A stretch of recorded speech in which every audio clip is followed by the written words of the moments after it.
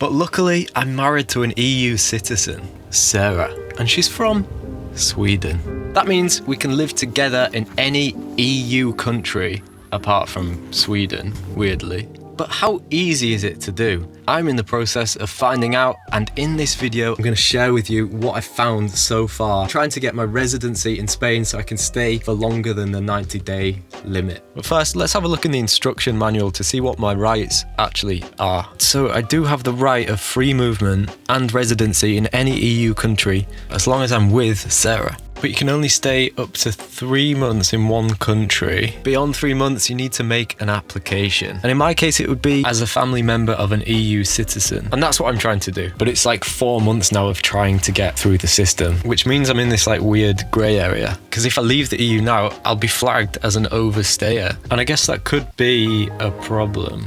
Let me take you through the process and the path to do this whole thing. So step 1 is to get the empadronamiento. That's registering on the local census, basically. It's simple enough, you just go to the town hall, but you can't do that without an address. So you need to get an address, but renting somewhere is quite difficult. We'd need to have a roof, yeah. And that's even if you offer all the rent up front. There's a lot of paranoia in Spain about squatters, and maybe it's justified, but that's another story. Okay, but even if you do find a rental, most landlords won't let you use their address for this empadron registration. And I don't know if this is a regional thing, but this is what I've discovered so far. Basically, what it all comes down to is you need to know someone who'll let you use their address and who trusts you, I guess. We just drove here, not knowing a single person, but we did a house sit and luckily met someone through that. So we got our empadronamiento at the town hall. Proof came through by email the same week, so that step's done. Now, my right to stay here in Spain is fully based on Sarah's residency status. So Sarah has to get her residency first.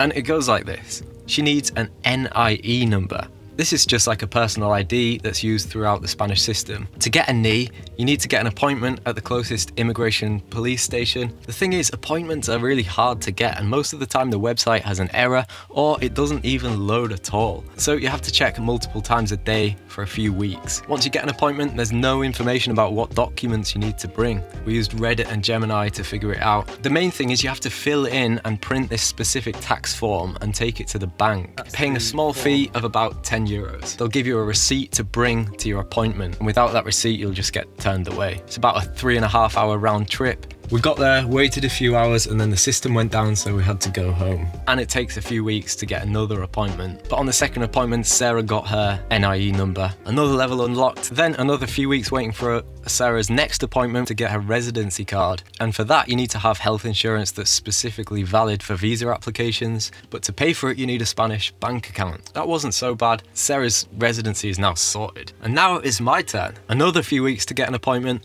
I prepared all my documents and more in case it's needed. I sit down in the police station, he looks at my passport, and the appointment is over in a few seconds, basically, because I don't have an entry stamp for Spain. The thing is, I drove into Spain from France and you don't get a Spanish stamp. I showed him my proof of ferry crossing to France, but it wasn't enough. He needed a Spanish passport stamp. So now I either find a different way of moving forwards without this stamp, or I go to the consulate or something like that. Either way, it takes weeks to get another appointment, and so I'm guessing if every step from here goes well, it's going to be at least another 2 months. So that's where I'm at the moment. But I'll just explain the further steps. If I did get the NIE number, the next step is to get my first appointment for residency for a family member of an EU citizen. And then I wait, I think it's 2 months for them to make a decision. If they accept my application, then I get the second appointment where I get my fingerprints and ID recorded, and then I get my residency card. It feels quite far off from that. It's a bit of a weird feeling when you're trying to do something according to the law,